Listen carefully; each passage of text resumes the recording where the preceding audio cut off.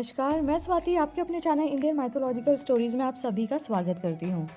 आज आपको श्री दुर्गा सप्तशती का 11वां और 12वां अध्याय सुनाने जा रही हूँ। 11वें अध्याय में देवताओं का देवी की स्तुति करना तथा देवी का देवताओं को वरदान देना। महर्षि मेधा कहते हैं, दैत्य के मारे जाने पर इंद्रादि देवता अग्नि को आगे करके कात्यायनी देवी की स्तुति करने लगे। उस समय अभीष्ट की प्राप्ति के कारण उनके मुख खिले हुए थे। देवताओं ने कहा, हे शरणागतों के दुख दूर करने वाली देवी, तुम प्रसन्न हो। हे संपूर्ण जगत की माता, तुम प्रसन्न हो।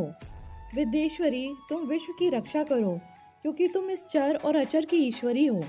हे देवी, संपूर्ण जगत की आधार रूप हो, क्योंकि तुम पृथ्वी रूप में भी स्थित हो और अत्यंत पराक्रम वाली देवी हो। तुम विष्णु की शक्ति हो और विश्व के बीच परम माया हो, और तुमने ही इस संपूर्ण जगत को मोहित कर रखा है। तुम्हारे प्रसन्न होने पर ही यह पृथ्वी मोक्ष को प्राप्त होती है। हे देवी, संपूर्ण विद्याएं तुम्हारे ही भिन्न भिन्न स्वरूप हैं। इस जगत में जितनी स्त्रियां हैं वह सब तुम्हारी ही मूर्तियां हैं। एकमात्र तुमने ही इस जगत को व्याप्त कर रखा है। तुम्हारी स्तुति किस प्रकार हो सकती है, क्योंकि तुम परम बुद्धि रूप हो और संपूर्ण प्राणी रूप स्वर्ग और मुक्ति देने वाली हो। अतः इसी रूप में तुम्हारी स्तुति की गई है। तुम्हारी स्तुति के लिए इससे बढ़कर और क्या युक्तियां हो सकती हैं। संपूर्ण जनों के हृदय में बुद्धि रूप होकर निवास करने वाली, स्वर्ग तथा मोक्ष प्रदान करने वाली, हे नारायणी देवी, तुमको नमस्कार है।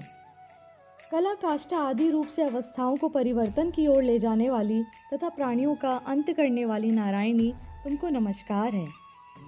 हे नारायणी, संपूर्ण मंगलों के मंगल रूप वाली, हे शिवे, हे संपूर्ण प्रयोजनों को सिद्ध करने वाली, हे शरणागत वत्सला, 3 नेत्रों वाली गौरी, तुमको नमस्कार है। सृष्टि स्थिति तथा संहारव की शक्तिभूता सनातनी देवी, गुणों का आधार तथा सर्व सुखमयी नारायणी, तुमको नमस्कार है।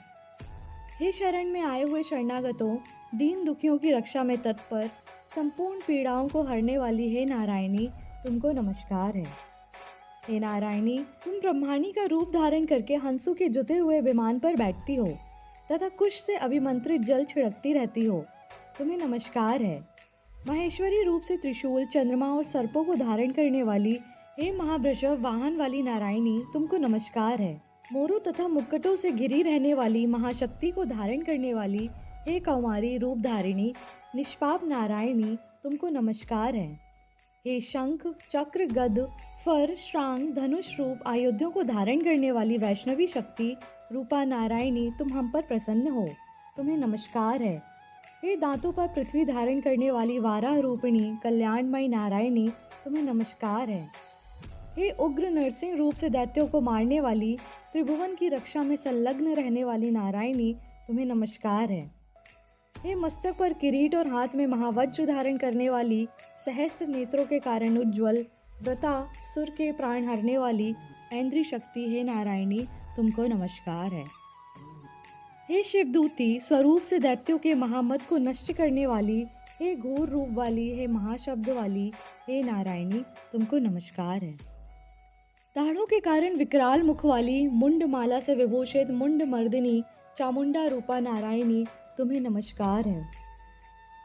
हे लक्ष्मी लज्जा महाविद्या श्रद्धा पुष्टि स्वधा ध्रुवा महारात्रि तथा महाविद्या रूपा नारायणी, तुमको नमस्कार है। हे मेधा सरस्वती सर्वोत्कृष्ट ऐश्वर्य रूपिणी पार्वती महाकाली नियंता तथा ईश रूपिणी नारायणी, तुम्हें नमस्कार है। हे सर्वस्वरूप सर्वेश्वरी सर्वशक्ति युक्त देवी, हमारी भय से रक्षा करो, तुम्हें नमस्कार है। हे कात्यायनी तीनों नेत्रों से भूषित, यह तेरा सौम्य मुख सब तरह से डरों से हमारी रक्षा करे, तुम्हें नमस्कार है। हे भद्रकाली ज्वालाओं के समान भयंकर अति उग्र एवं संपूर्ण असुरों को नष्ट करने वाला, तुम्हारा त्रिशूल हमें भयों से बचावे, तुमको नमस्कार है। हे देवी, जो अपने शब्द से इस जगत को पूरित करके दैत्यों के तेज को नष्ट करता है, वह आपका घंटा इस प्रकार हमारी रक्षा करे जैसे कि माता अपने पुत्रों की रक्षा करती है। हे चंडिके, असुरों के रक्त और चर्बी से चर्चित जो आपकी तलवार है, वह हमारा मंगल करे, हम तुमको नमस्कार करते हैं। हे देवी, तुम जब प्रसन्न होती हो तो संपूर्ण रोगों को नष्ट कर देती हो और जब तुम रुष्ट होती हो तो संपूर्ण वांछित कामनाओं को नष्ट कर देती हो। और जो मनुष्य तुम्हारी शरण में जाते हैं उन पर कभी विपत्ति नहीं आती, बल्कि तुम्हारी शरण में गए हुए मनुष्य दूसरों को आश्रय देने योग्य हो जाते हैं। अनेक रूपों से बहुत प्रकार की मूर्तियों को धारण करके इन धर्मद्रोही असुरों का तुमने संहार किया है। वह तुम्हारे सिवा कौन कर सकता था? चतुर्दश विद्याएं, षट शास्त्र और चारों वेद तुम्हारे ही प्रकाश से प्रकाशित हैं। उनमें तुम्हारा ही वर्णन है। और जहाँ राक्षस, विषैले सर्प, शत्रुगण हैं, वहाँ और समुद्र के बीच में भी तुम साथ रहकर इस विश्व की रक्षा करती हो। हे विश्वेश्वरी, तुम विश्व का पालन करने वाली विश्व रूपा हो, इसलिए संपूर्ण जगत को धारण करती हो। इसलिए ब्रह्मा, विष्णु, महेश की भी वंदनिया हो, जो भक्ति पूर्वक तुमको नमस्कार करते हैं। वह विश्व को आश्रय देने वाले बन जाते हैं। हे देवी, तुम प्रसन्न हो और असुरों को मारकर जिस प्रकार हमारी रक्षा की है, ऐसे ही हमारे शत्रुओं से सदा हमारी रक्षा करती रहो। संपूर्ण जगत के पाप नष्ट कर दो और पापों तथा उनके फल स्वरूप होने वाली महामारी आदि बड़े बड़े उपद्रवों को शीघ्र ही दूर कर दो। विश्व की पीड़ा को हरने वाली देवी, शरण में पड़े हुए पर प्रसन्न हो। त्रिलोक निवासियों की पूजने परमेश्वरी, हम लोगों को वरदान दो।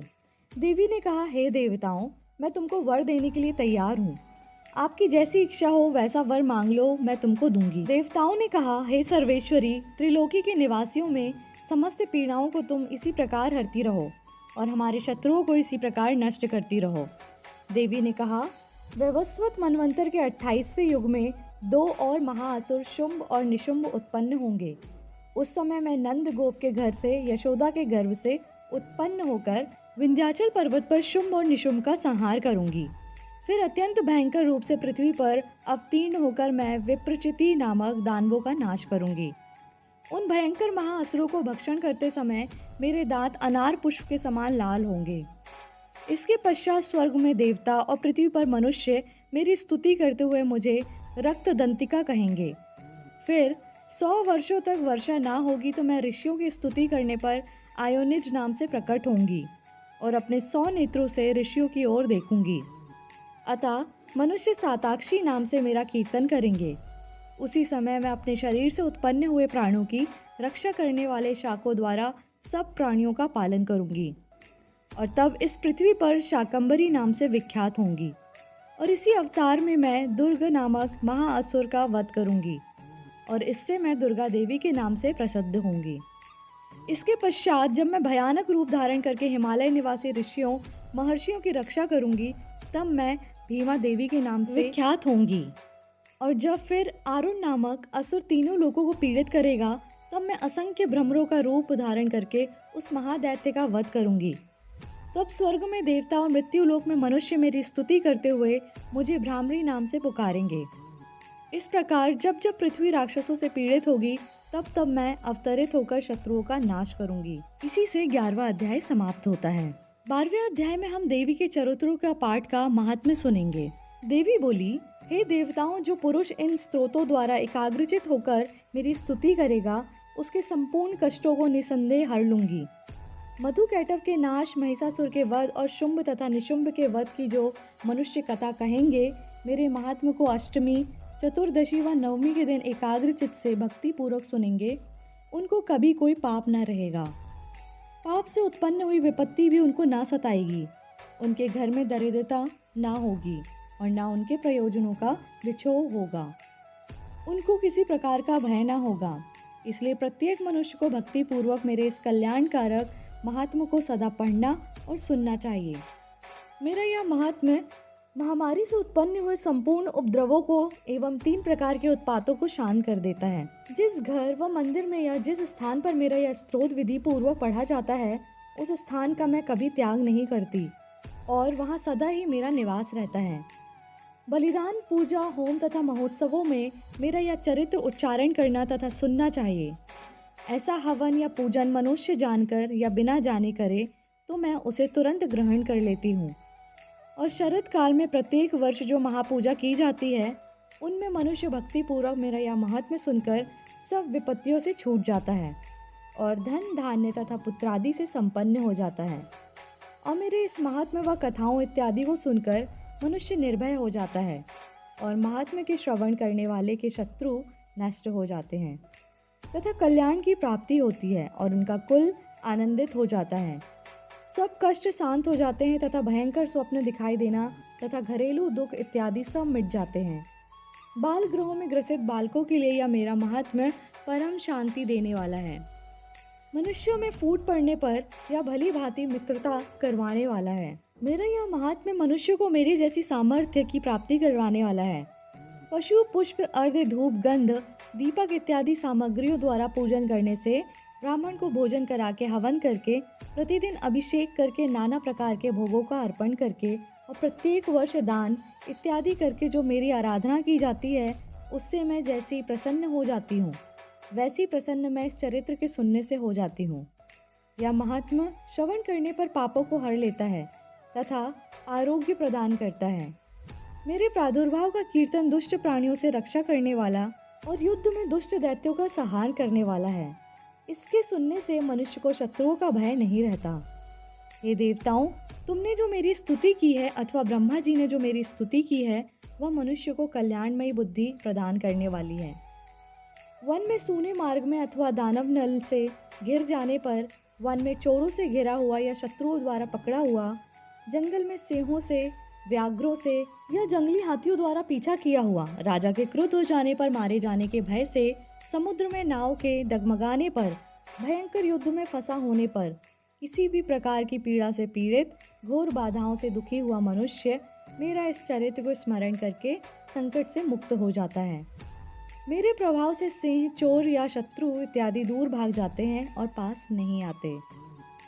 महर्षि ने कहा, प्रचंड पराक्रम वाली भगवती चंडिका योग कहने के पश्चात सब देवताओं के देखते ही देखते अंतर्ध्यान हो गई और संपूर्ण देवता अपनी शत्रुओं के मारे जाने पर पहले की तरह यज्ञ भाग का उपभोग करने लगे और उनको अपने अधिकार फिर से प्राप्त हो गए तथा युद्ध में देवताओं के शत्रुओं शुंभ व निशुंभ के देवी के हाथों मारे जाने पर बाकी बचे हुए राक्षस पाताल को चले गए।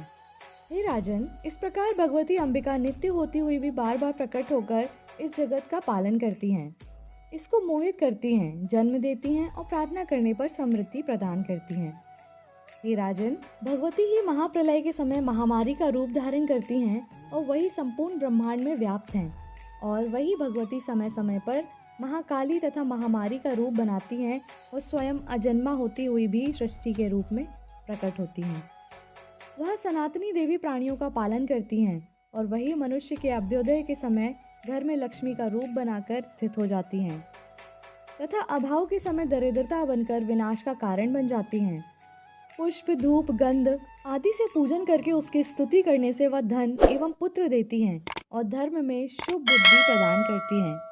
इसी से 12वां अध्याय समाप्त होता है। बोलिए अम्बे मात की जय।